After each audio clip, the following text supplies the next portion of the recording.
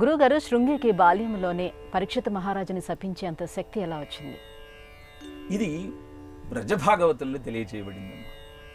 శృంగి ఒకరోజు ఆశ్రమానికి కావలసినటువంటి వస్తువులు తీసుకొద్దామని అరణ్యంలోకి వెళ్ళాడు.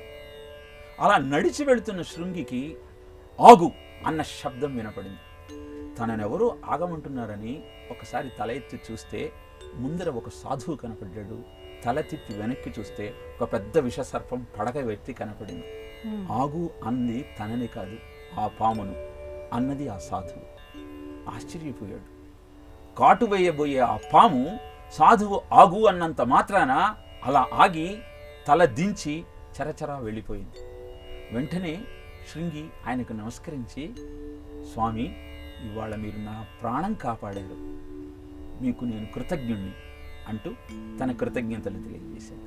వెంటనే ఆ సాధువు అన్నాడు, నువ్వు అరణ్యాల్లో సంచరిస్తూ ఉంటావు కనుక నీకు ఈ విద్య అవసరం, నువ్వు కావాలంటే నీకు నేను దీన్ని బోధిస్తాను అన్నాడు. వెంటనే శృంగి అన్నాడు, నేను వెళ్ళి మా నాన్నగారైన శమీకుడికి చెప్పి వస్తాను, నాకు అంత సమయం లేదు, నువ్వు తెలుసుకుంటానంటే ఇప్పుడు తెలుసుకో, లేదంటే నేను వెళ్ళిపోతాను. ఒక కొత్త విద్య తెలిసినంత మాత్రాన మా నాన్నగారు నన్ను గర్హించరు కదా, గర్విస్తారు కానీ అని ఆ సాధువు దగ్గర ఈ పాములను నియంత్రించే అద్భుతమైన విద్యను అభ్యాసం చేశాడు శృంగి.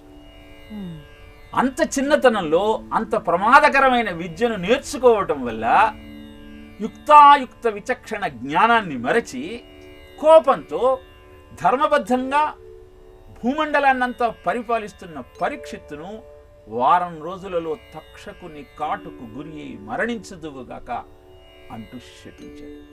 అంటే పిల్లలకు ఏం చెప్పాలి, ఏం చెప్పకూడదు అన్నది తల్లిదండ్రులే నిర్ణయించాలి అన్న సత్యాన్ని బ్రజభాగవతంలో తెలియజేయబడిన ఈ శృంగి కథ ద్వారా మనం తెలుసుకోవచ్చు.